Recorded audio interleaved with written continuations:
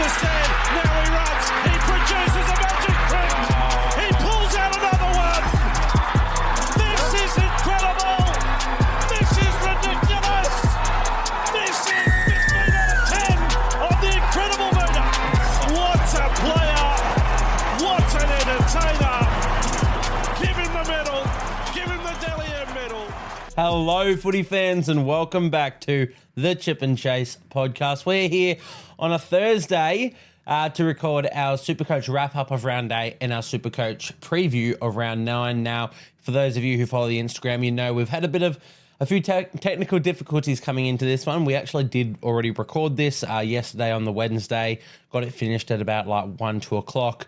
So it went really smoothly, went fantastically. We got through everything that we wanted to discuss, all of our trade plans, just all the normal topics, and it just no hiccups whatsoever. It was fantastic. Really happy with how it turned out. And then I went to go put it in the editing software and, trim it down, whatnot, and found out that because I don't wear my headphones for these, the headphones are set over there, I actually had Spotify playing the entire time. So Rugby League Guru podcast was just blasting the entire time I'm recording. So when I went to, edit it and upload it, there's just Guru talking over the top of me, and it just stuffed it up. I've been, it's 11 today on the Thursday. I've been trying to salvage that audio to no avail. So we're going to have to re-record, which is, let's look on the bright side. There's a few good things. There's a few late changes that have happened since I did that initial recording, so we can discuss them a bit more in this podcast. So that's good there. It hasn't changed any of my trade plans and whatnot. I'm going to be really transparent with everything that I was going to do and whatnot. So we'll get into them. But as you guys can see, or if you are listening on an audio platform and you want to be able to see these ones, of course, are recorded on YouTube and upload to YouTube. So you can see me. I've got the face cam going. We've got the Supercoach up on the screen as well. So if you guys are more of a visual learner, head over to the YouTube channel and you can see this one. We're getting a lot of traction on the YouTube, and I want to thank you guys really for everything that's going on there. Everyone who's commenting, reaching out, it's fantastic. I really appreciate you guys. Just really enjoy doing this, and you guys are making that sort of a reality for me. So thank you guys so much. But let's get straight into the Supercoach side of things, shall we? So as I said, as you guys can see up on the screen, we have how I went in round 8. We scored 1,381 in round 8. So that was the top 2% of all scores that round. 3,497th round rank overall. So really, really good week for us. It was a high scoring week in general in round 8. I think it was all sort of typified by whether or not you captained Hines or you didn't. I think that was the big swing in the week. But lots of 100-plus scores, lots of just berserk scores. You had Sammy Walkers, Cameron Munsters, Ruben Garricks. There was a lot out there. So a lot of people, even if you didn't captain Hines, you're probably around that 1,100 mark just because of how crazy, how mental the week was. But if you captain Hines, we'll get to, but like I was lucky enough to do, you get a really good score like this. So that's pushed us up 5,892 ranks, putting us into a season rank of 3,315th. So as I said, we've been having green arrows every week, and I'm really, really happy with that. Again, quite happy with how the team's sitting, where it's all sort of shaping up. Really happy with all that. Total score of 8,772, so the top 2% of all players right now, for anybody who's wondering that. Really happy with how it all went out. We're going to try and fly through this a little bit more. So we'll get straight into the actual team review and see how they all went. So starting with our hookers, it's a tale of two opposite ends of the spectrum here. Brandon Smith, 28. It's 2 back-to-back scores from the Cheese now. Not very happy with that. Spoiler alert, he's on the chopping block this week. And as I said, as he was before all of the new news had dropped. 28 points from Brandon Smith.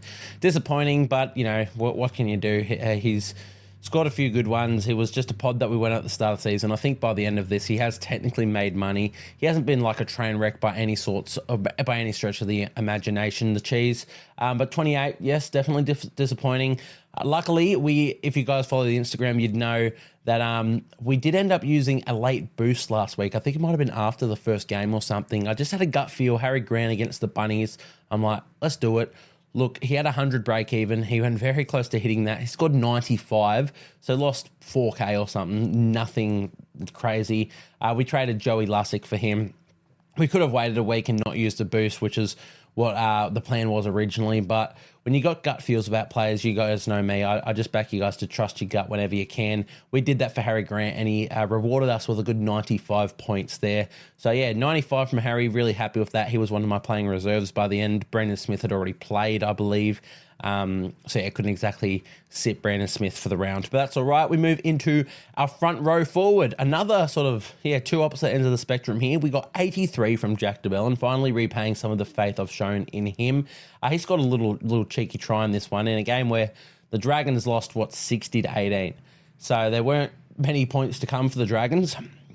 And if I had to tip any of the try scorers that would be crossing the line, Jack DeBellin would have been the bottom of my list. But hey, he managed to cross over and score us a nice little 83 points. Really, really happy with that. It's not really what we brought him in for. We brought him in for base stats, and they've been a little bit down just on... Dragons have been winning games, and when they're winning games, he can't make the 50 tackles a game. But hey, 83 points this week is very, very good for us. Terrell May, 29 points. We'll get to him in a bit when it comes to the trade plans. I believe Jared Warrior-Hargrave... Oh, look, we'll just get to that in a bit. But 29 points from Terrell May. Yeah, not great. A lot of people have got May on the chopping block this week, though that might change when we get to the teamless news that has just broken sort of today and last night-ish. But again, 29 points, not ideal. Our other two front rowers, Sam Hughes on the bye, didn't play, and Viliami Fafita, our Nuff, did not play, so we ignore them. Moving into our second row forwards, we had Kai Pearce-Paul prop us up with 44 points. Not ideal. You know, he's a weird one, Kai Pearce-Paul. He's had a couple of really, really good weeks and, sort of bordering on keeper with the way he's scoring. Then it comes a bit crashing down to earth with this one. In a game that the Knights won too, it's interesting. He's not playing bad from an NRL perspective, just sort of this Supercoach scoring. 44 points. Look, it's not bad. We're not going to be too upset with it, but hopefully we can get a bit more out of him in the future. Angus Crichton, 119. Now, this is what we wanted. You guys know me. If you listen to any of my other podcasts, my round reviews, etc., I genuinely, wholeheartedly believe that Angus Crichton at his best is the best second rower in the NRL. You know, I'd have him over the likes of Dave Fafita and Viliami Kikau and, all those of the likes. I think those guys are freak athletes. I think they're monster like Homalo or Lakawatu. They're just monstrous, impossible to tackle scenarios, and they've got so much talent. Well, I think Angus Crichton is the perfect prototype second row. How he hits his lines, how he offloads, how he tackles, everything about him. Like if you were to draw up every stat and just, draw the best second rower based on every, what you want out of a second rower, you'd end up with Angus Crichton. He's just that guy. 119 points. Scored a try and a try assist, I believe, in this one. Look, we're very happy to have brought him in. Hopefully he can remain a sort of keeper for the rest of the season, Angus. Morgan Smithies, 45. Not ideal. I think everybody's sort of just sitting there. They keep on saying Morgan Smithies, he keeps on getting a rest with the final 10-15 to go because Raiders are getting blown out of games. I'm not sure how much it is Raiders getting blown out of games that gives him the rest or if it's just part of the game plan. But, there's definitely been a few games thrown in there where he's played really good minutes. He's played 80 and scored incredible. 45 and I think 65 minutes, I want to say he played. Look, it's fine at face value. We keep sort of playing him over Beau Fermor, which is... Look, it would have been a 14-point swing. It's not that much. Would it have got me 1,400 for the week? No. So, like I said, it's not that deep. But yeah, 45 from Morgan Smithies. A lot of people looking to sell him. Probably not in my goals. I think there's more pressing issues in my side. B, I'm just going to hold him for that bye period. I think he's just going to be a nice little consistent player to have. I also don't think he's going to score like that low that he's going to reduce in price. I think he's going to stick around this price, maybe a little bit lower, maybe a little bit higher. Not too much difference there. So I'm going to hold on to Morgan Smithies. Josh Curran didn't play on the bye. Beau Fermor, 59 points.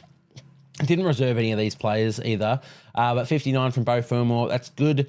Again, as I said, I guess I've just got a little bit of a bias against him. I'm not even quite sure why. He's actually made me decent money. As he made me almost 100k. Yes, 80k from Beau Fermor. He's up to 550. He's scoring decently. I just refuse to play him, but that might change this week. We might have to give him a reserve or even a starting tag this week. And Joe Chen, 39. He's just doing it for us. He's made, 80k? 87k, which is fantastic because for a while there it looked like we were going to be getting nothing from Joe Chen. So 39 points. Was a try involved in that, I believe. Look, it's just face value again. We're just here for the points and the cash rise, and we'll move him on when the time comes. We move into the man of the moment, the star of the show, Nicho Hynes. As you guys can see there, we got that captain band on him. So 160 ended up doubling to 320 points. As I said, it was a lot of the difference in a lot of people's weeks was that sort of score. So, yeah, fantastic. A lot of people went with Cleary, who I don't own, and thankfully, which we'll get to. I just saw Hynes against the Raiders. People saying Raiders are going to get up for it because it's in Canberra. It's Hynes against a Jamal Fogarty-less Raiders, and Fogarty's been like their best player by a substantial margin this season. And even without him, even if he was just a run-of-the-mill halfback, you're then thrusting KO Weeks and Ethan Strange to lead that team. Both really young players, both not halfbacks. So, I just saw Hynes having a field day. Maybe didn't expect it to be to this proportion, but I thought he was going to have a good one, and he certainly did. So, really happy with that. Luke Brooks, 40 points. I think there was another try assist in that too. So, not ideal from Luke Brooks. What can you say? Didn't play him. He's just sort of sitting there. I'm not sure what to do with Luke Brooks at the moment. We were going to train the Cleary last week. We ended up backing out and going for Dallin Watene-Zelezniak, which we'll get to. Blessing in disguise, of course. But yeah, we're not sure what to do with Luke Brooks. 40 points, regardless, didn't play him, doesn't matter. Dylan Brown, 64. He's the king of junk time stats. Actually, my entire team is running off junk time stats, to be honest. Like, for the Sharkies game in particular, again, posted this one up on the story of the Instagram. If you're not following the Instagram, please go and do so. That's at Chip and Chase Podcast on the Instagram. Got a lot of good content going on there, and hopefully some more. And you guys can even just interact with me, message me, ask questions, etc., or just let me know what sort of content you'd like to see, because I definitely want to be making some more. And not really sure what I really want to post on that yet. So let me know what you guys want to see, and we can make that a reality. But Dylan Brown, 64 points from him. Sorry, what we were going to say is the junk time points. Basically, for that Sharkies game, we had in about 5 minutes left to go, maybe even less than 5 minutes. We had Kalero, who we have playing, line break, 2 tackle breaks, into a Nicho Hynes try assist, line break assist to Jesse Ramian, who scored a try, line break, and a couple of tackle breaks. That was like 100+ point swing in a game that was already won. Like, that gave me so many points because I had the captain and Nicho, so I get all of that doubled, the try assist and line break assist.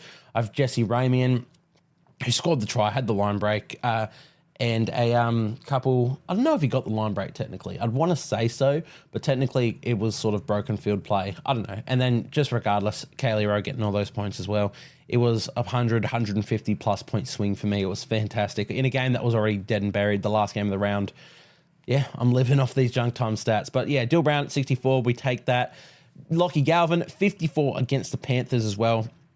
He seems sort of matchup proof. He's just doing a lot, Lockie Galvin. I love him as a player. He goes after the game, playing some really good footy. So 54 points from Lockie Galvin. Didn't play him once again, but we'll be forced to this week with Dylan Brown on the bye, and I'm not going to be too sad about it. Into our centre wings, we got the 76 from Valentine Holmes. He keeps doing it. Even in games that they're losing, he manages to cross for a cheeky try and get 75+ points, which is great because it makes it really hard for players like other people who don't own to get to him. I don't think he's actually playing that good footy at Valentine Holmes. He's making a lot of errors. Yeah, I don't think he's actually playing the best footy from an NRL perspective, but he keeps crossing for that little try, and it just keeps him that little bit out of reach for players that don't own him, which is really good. So I'm really happy to have got him when I did. Dallin Watene-Zelezniak, we mentioned we got him in instead of Cleary. I thought Watene-Zelezniak was going to go bigger against the Titans than Cleary was against the Cowboys. Wasn't the case. I think Cleary scored 50 or 51, so it was a 4-point swing. But Dallin Watene-Zelezniak, substantially cheaper. Yeah, 47 points, not fantastic. I really expected 2 or 3 tries against the Titans. We didn't get any of that. But again, not upset with the trade. I'm still happy to have him in there. I think he can hopefully be a keeper. Excuse me. If the Warriors can pull their act together, I think he'll be a keeper. We move on to Jesse Ramian, 115 points. As we said, fantastic. He's repaid the faith I've had in him. Obviously, he was my pod since the start of the season. Had him in for my round 0 team.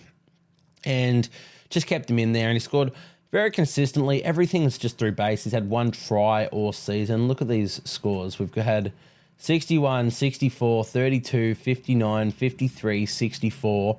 Like, all of that is base, 1 try, and then we finally get repaid with a big score, 115.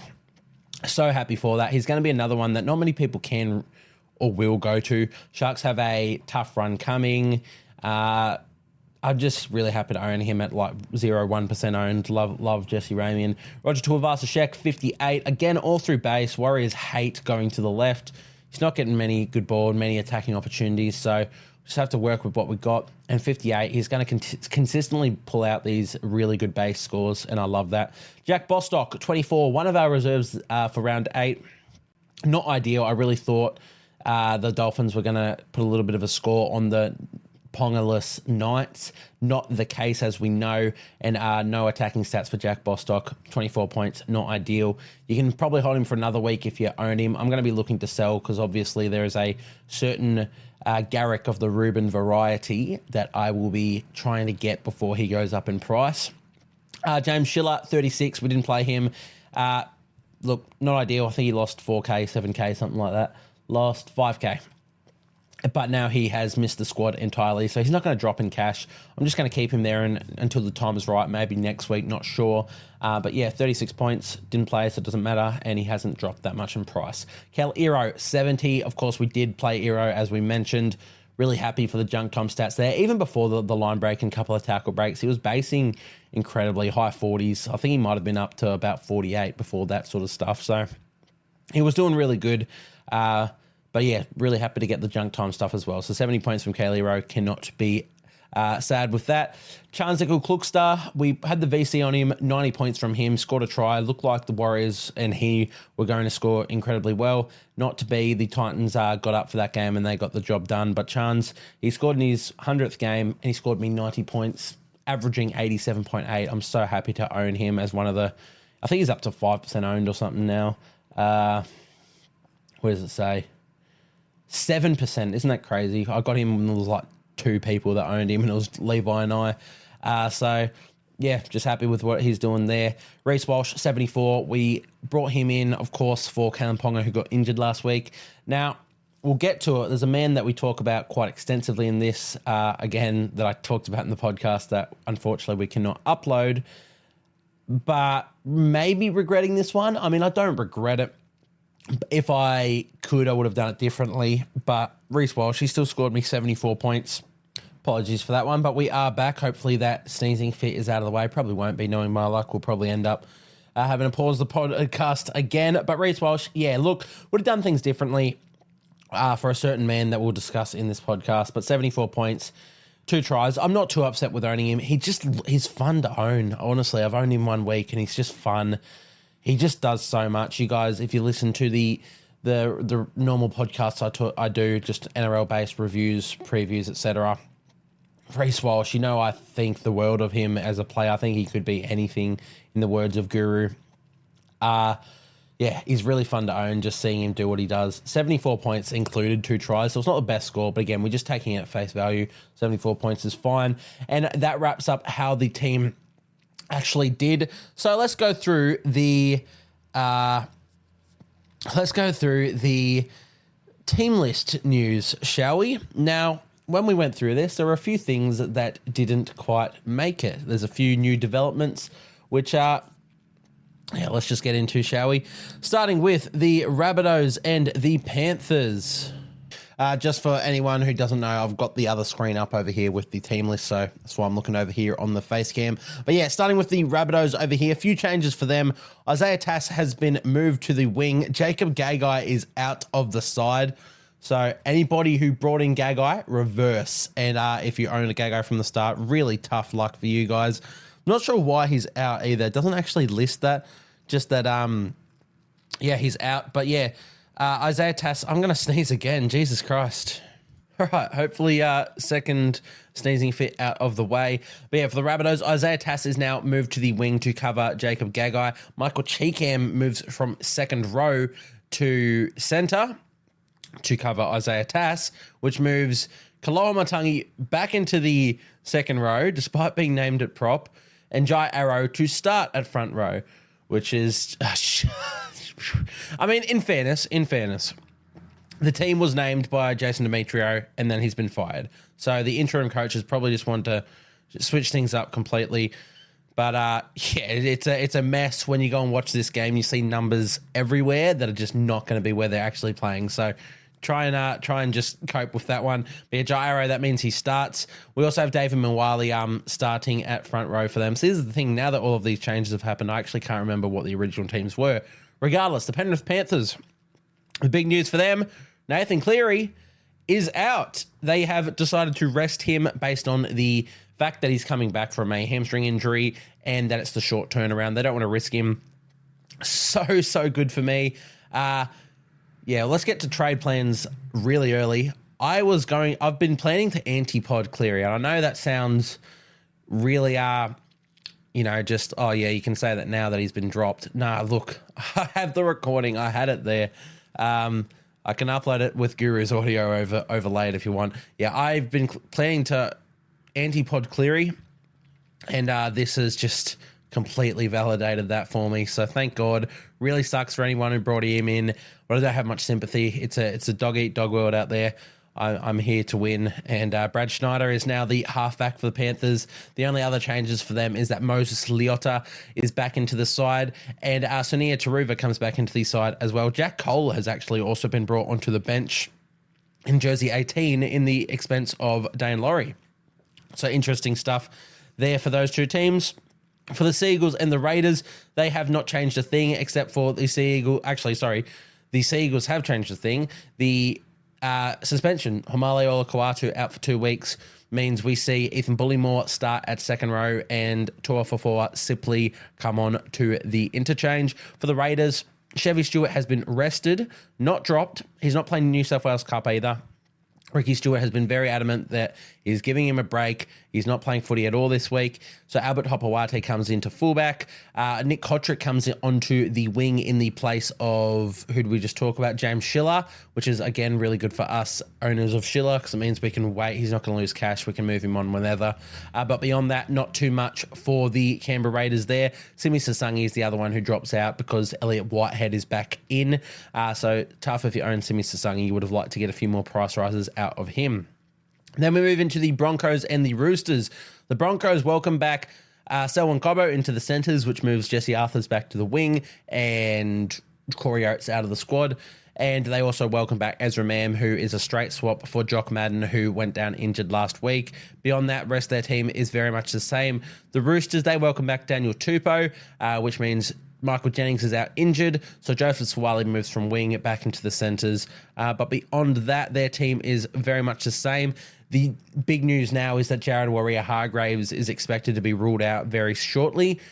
We don't know who's going to replace him at prop, but hopefully we get to see Terrell May for Terrell May owners. He's another one. Again, it's all going to sound like a bit of crap, but I was holding Terrell May this week anyway because I want to have him for the bye period, and now it's like, oh yeah, you're just saying all this stuff because it's worked out in your favour. No, look.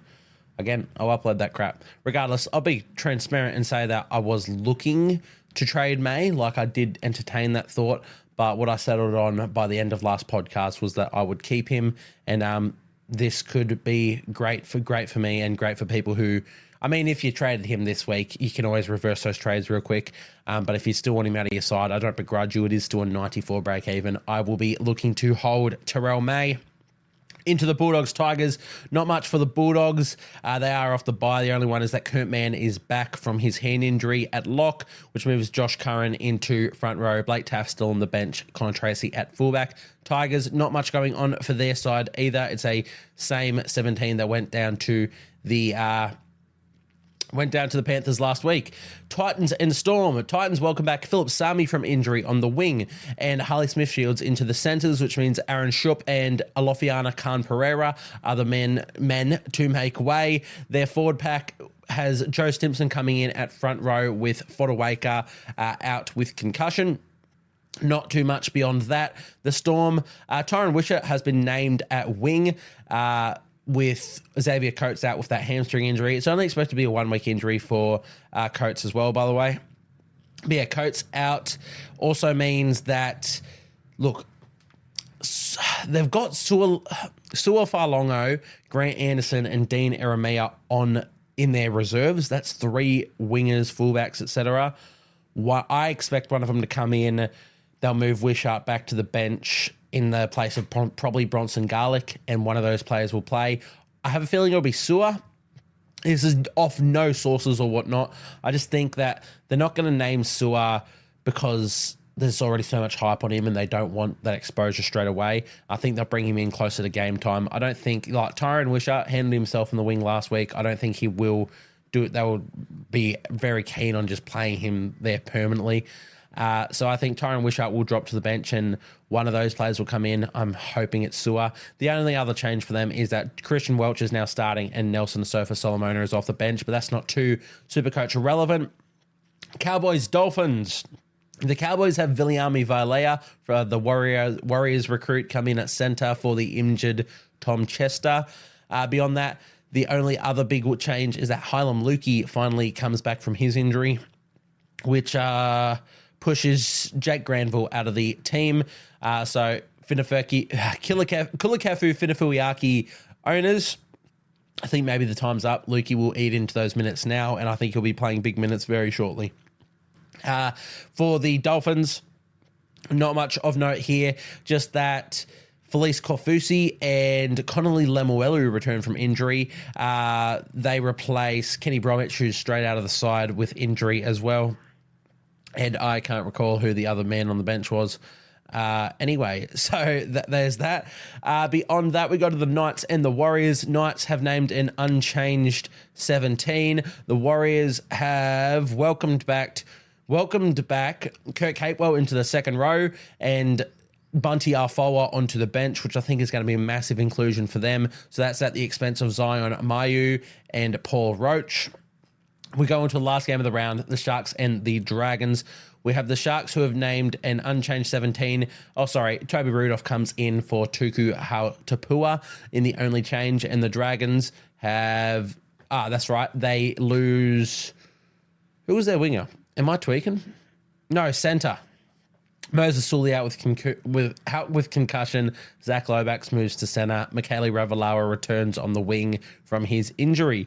And the rest of their side is pretty much the same. And that wraps us up for the Team List Tuesday news.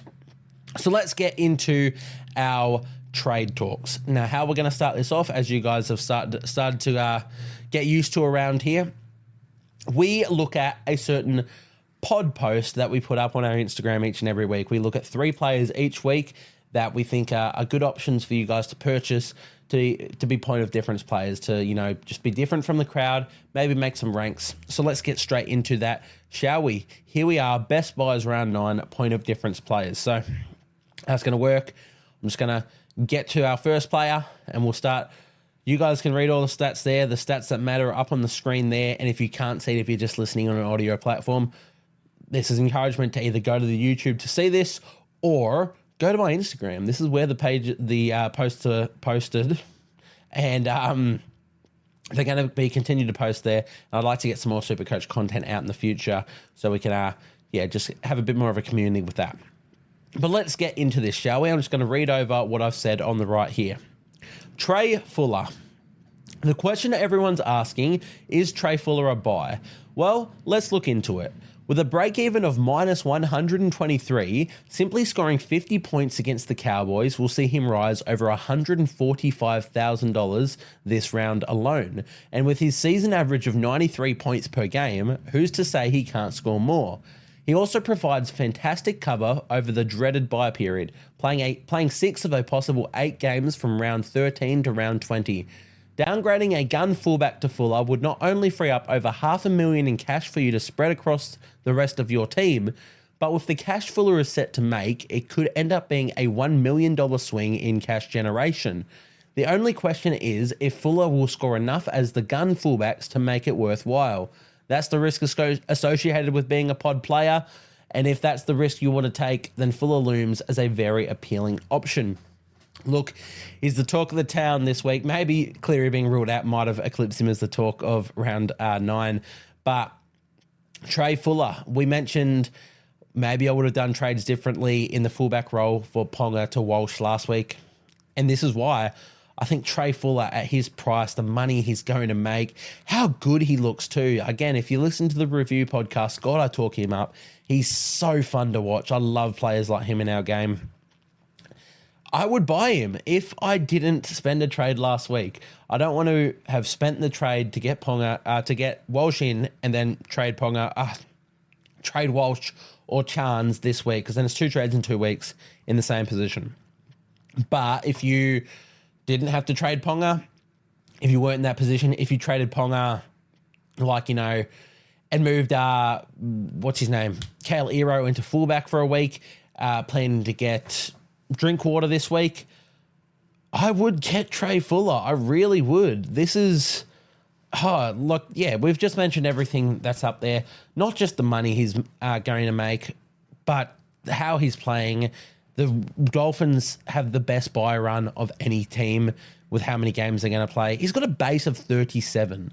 That's so insanely high. I know it's only 2 games. It's all a small sample size, but basing 37 and score. Look, I don't want to go too much into it, but Trai Fuller, it's definitely an interesting one. Of course, we did mention the risk associated. Is he going to score? Like, fullback's such an important and integral position in your Supercoach team. They're the highest scorers. They're captain options every week. Is Fuller going to score enough points to match or at least keep you in pace with people who are owning 2 out-and-out guns? That's the risk. Based on what we've seen in his 2 games so far, yes, he can definitely do that. Especially when, a lot of these gun fullbacks, they're going to play Origin and stuff like, I've got Reece Walsh. There's an Origin player. People have Trebojevic or Tedesco or Walsh, or they're all Origin players essentially. Maybe even Dylan Edwards if you own him. Trai Fuller's not going to be. He's going to be so integral over that bye period. Look, it's definitely a decision for you guys to make. As I said, if I had not already used a trade in that position last week, I would look to do it this week. I'm not having that luxury. I'm not sure if this is going to be a make or break point of the season. There's a lot of Dream Buller vibes of last year where you almost needed to get onto him. He was playing so good, making so much money. If you don't get onto him this week, you miss out on 150K. But guess what? You could still pick him up at 350. That's so cheap for someone who could potentially just be not a keeper, because he will lose that position eventually when the hammer takes it back after Origin, presumably.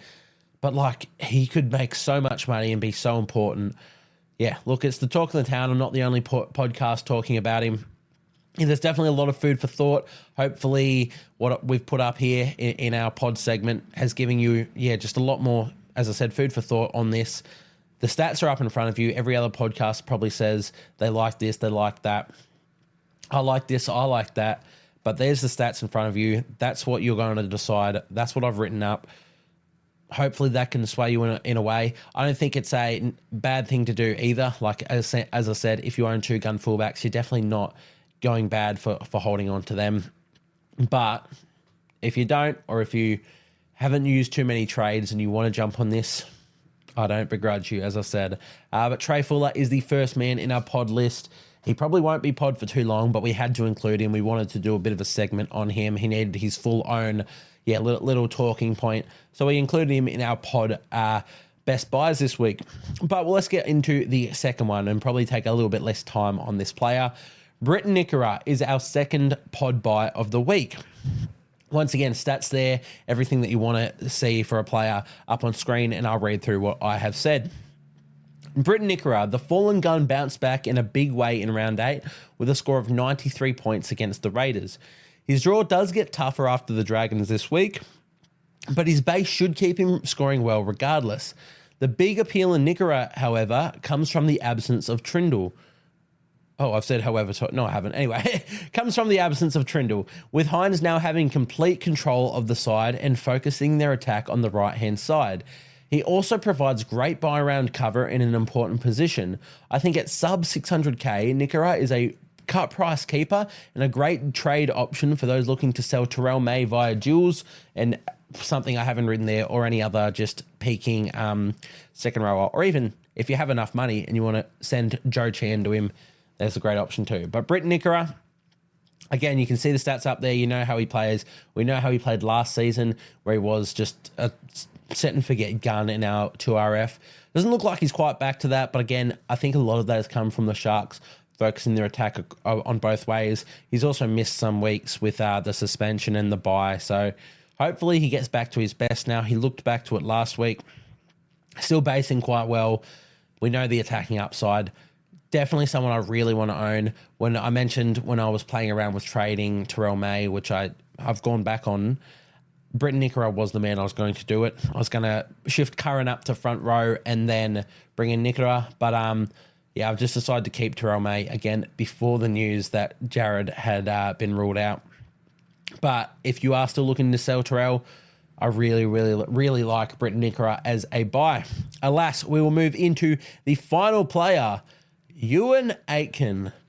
Fins up is the flavour of the week this week for pod players, with Ewan Aitken getting a bait in this post, courtesy of my mate Levi. Since round 2, Aitken has played 80 minutes at second row for the Dolphins in all but one game and hasn't scored under 50 in that entire period. We mentioned the Dolphins' dream buy period run for Trai Fuller, and it all applies here as well. You could wait a week to see the impact Lemuelu has on Aitken, but I don't see it affecting his minutes much, if at all. As a dual position player, Aitken provides flexibility and consistency for your team across two important positions and could be a great pod pickup for your team. Again, he looms as such a great buy. If you've got someone like Jack Bostock or James Schiller, why not go to someone like Ewan Aitken?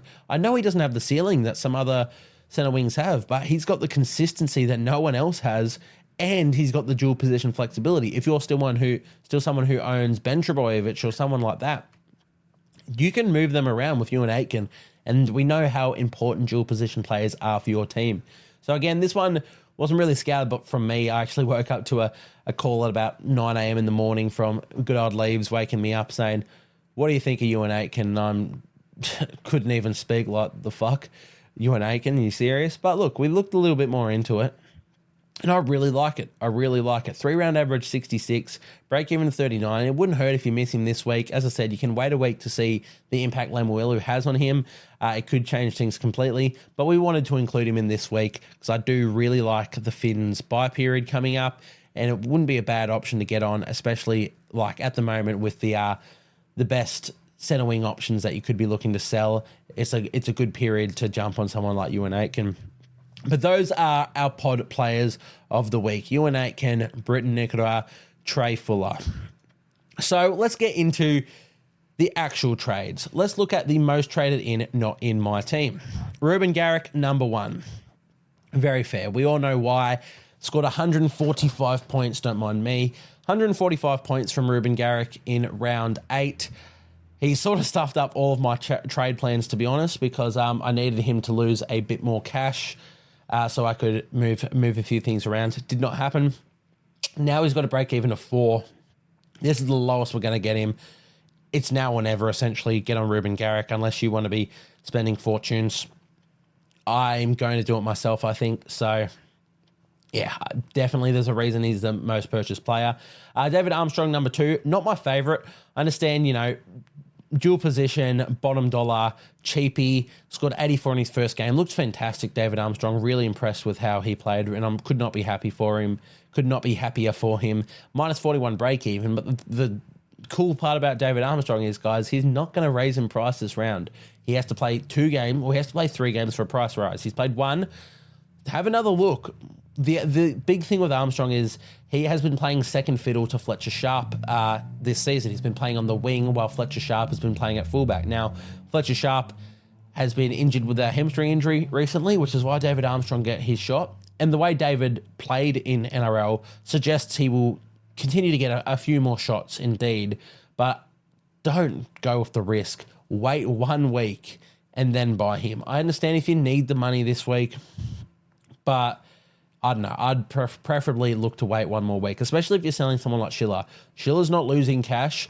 Armstrong's not gaining cash. Wait a week and just be safer about it, because you don't want to regret that if it all goes wrong. What happens if you trade in Armstrong next week and he gets injured? You don't make any money and you've used a trade for that. Just wait. Trai Fuller, the next most traded in, 7.3% of players. Look, we've already talked about him extensively. Could be season defining. He's the talk of the town, Trai Fuller. But we won't say too much more on him. Don't mind him as a trade option, as we've said. Adam Fanua-Blake, the next man in. No matter what week you're trading Adam Fanua-Blake in, I think he's a great trade-in target. I think he's going to be the best scoring front row forward this season. He just has the upside that no other front row forward does. Coming off 117, great buy round coverage against the Newcastle Knights, which you'd want to hope the Warriors can score some points on. Not sure if Adam's going to score the tries, but he seems to do it all the time. So yeah, love Adam Fanua-Blake no matter what week it is. And Max Plath is next. Look, I'm not the biggest Max Plath trade-in fan this week. I think you've missed too much of a mark. He's made 170k. I know he's got a minus 28 break even. He scored 72 last round. He's still only 447, but I don't hate it. If it makes you money, he's dual position. Not that you'd really put him at 5. I suppose you could. You could even move on someone like Galvin for him and play him at 5'8". It's actually not a bad shout. I'd prefer to be playing someone with his base in 5'8", but it's not my favourite, but again, not a bad trade. Most trade out in my team, Schiller. A lot of people wanting to get rid of him. Look, you can keep him. Like, he's definitely not a bad trade out target now. If you have the right people to move him onto, if that's a Ruben Garrick, yeah, get onto it. But if you're just doing it to make money and you're going to someone like Armstrong or Jacob Gagai, which I think a lot of people should be reversing now, would not be doing it. As I said, he's not going to lose cash. You can wait a week. But again, if it's to get you to a good set of wing, a good gun, go right ahead. Terrell May, second most sold. We've already mentioned him. There's reasons why. He hasn't been getting the minutes from Trent Robinson. It's been stuffing us around. He's got a 91 break even. Look, I think once this Jared Warrior-Hargreaves news fully gets out there, people might be reversing, but also they might not. It might be the money and stuff that lets them do other trades. As we've said, I always planned, not always planned, but I'd planned on keeping him even since my last podcast. I like his idea for the buy run. I think he's got a good little buy run there, and you'd expect Lindsay Collins to play Origin. Terrell May increased minutes. I'd be happy to have that in my front row. And I don't even have to play him on other weeks when I've got Jack DeBellin and Josh Curran. So Terrell May, I'm keeping, but it's not an awful sell. Jack Bostock, and next most sold. That is a player in my team. Yep. As I said, I'm looking to do it this week. If you do own him, you could hold him for next week. But I want to get on to Garrick, so I'm going to do it this week. Luke Brooks, next most sold in my team. Yeah, if it's getting you to do a good halfback, that isn't Nathan Cleary, good. But again, I'm going to hold, and Morgan Smithies, I'm going to hold. So let's actually get into my trades, what I am doing. As we've just said, first one, Jack Bostock. He is going straight to Ruben Garrick, bang, bang. The fact that it costs me $3K just a straight swap to move these two across is crazy. And the only other trade I'm making this week is Brandon Smith, who's been a little bit of a letdown the last couple of weeks. He's about to lose cash to a Jaden Brayley, who's playing some fantastic footy. I'm such a Jaden Brayley fan. I love everything about him as a player. He looks so good for the Knights, playing 80 again now. So he comes in at hooker, hopefully makes some good money. Again, decent buy row coverage from Brayley as well. Not going to play him every week. I'll probably play him this week, but we'll have to see. But yeah, really happy for that. Leaves me with 171k in the bank. There are other things I could do. I could turn... would that work? Hang on. hang on. I just want to test this. Because if I could turn Joe Chan into... No, oh, God, I've miscalculated completely. Don't worry. Scratch that. Who's out there, though, at this price point? Connor Watson. Max Plath. Not really. I miscalculated. For some reason, I thought they would leave me with 590k, not 490k. But yeah, leaves me with 171k in the bank. But yeah, that's where I'm going to sit things for this one. Now I think I'm going to play Curran, and I think I'm going to play May as well. Originally, I was going to move Curran up to front row through the Jewels of Fafita and play him and sit May this week. I think I'm going to play May now just because of the Jared Warrior-Hargraves out, which means I'll go second row forwards, Pierce, Paul, Crichton, and Curran. I could go Fermor. Again, I've been just somehow I always leave him out of my side. He's scored me 70 twice, so he's done his job. I'll leave him out again this week. Love you, Bo Fermor. You've done me well. Let's get into the rest of my side. Dylan Brown. The Sitvi starts in this one. I mean, Dylan Brown, he's not playing. Galvin comes in. So let's actually look at the actual Sitvi starts this week. So Sitvi starts out of Brayley, Fermor, Smithies, Brooks, and Garrick Iro. So let's be real here. We're going to want to play centre wingers. Centre wingers are almost like the best position this year. They're just, if they score so much, their upside's there. So Garrick is going to be playing. I'm going to put a reserve on Tuivasa-Sheck and Iro. Obviously, I have the reserve on Reece Walsh. And then my final reserve, I can go for the upside of Luke Brooks against the Raiders. I don't hate that. I'm very tempted by that. But I think I'm just going to play it safe. As I said, we've got upside from two wingers and a fullback. I'm going to get the base points of Jaden Brayley as my last reserve. So we're sitting Bo Fermor and Morgan Smithies this week as well, and Luke Brooks. So there's all of that done. In terms of captain options, let's look at captain options across the squad, across all of the games. So in the previous podcast, we mentioned, despite the fact I was anti-potting Cleary, I thought Cleary was the best VC option. In fact, I put him as a better VC option than Hines as a captain option. It's not the case anymore. Cleary's not playing. So in terms of Rabbitohs, Panthers, Dylan Edwards looms as an incredible VC option if you own him. I don't, but my girlfriend does. One of the trades that she's done by herself this season. So I'll tell her, put the VC on Edwards this week. That's going to be a great one. So if you own, Dill Edwards, love that as a VC, but not much else in that game. Toto if you want, but I don't know. Tries don't come to Toto too often, unfortunately. Sea Eagles, Canberra. I mean, we'll say it every game, no matter who the Sea Eagles are up against. Tom Trbojevic, VC option, fantastic. Love that. If you've got Trbojevic and Edwards this week, I think I prefer Edwards now that he's goal kicking. So I'd go VC on Edwards over Trbojevic if you're in that boat. If you only own one of them, just slap the VC on either of them. Broncos Roosters is the next game. I think this one will be quite a tough game, a very hard game to pick, a very just hardly tightly contested game. So not quite sure if any guns are going to go big. Of course, you'd be looking at players like Reece Walsh and James Tedesco. You could slap a VC on either of them. I'm going to probably avoid that one. I think it might be quite closely contested. Then we have Bulldogs, Tigers. There's no options in those two games, despite the fact that it could be a high scoring game. I don't think you own any Supercoach players from those two teams. And if you do, they're not captain options. I've got I'll be playing Galvin. I'll be playing Curran. Definitely not captain options for me. And we have Titans Storm. So now we're getting into the captain side of things because we're in the final four games.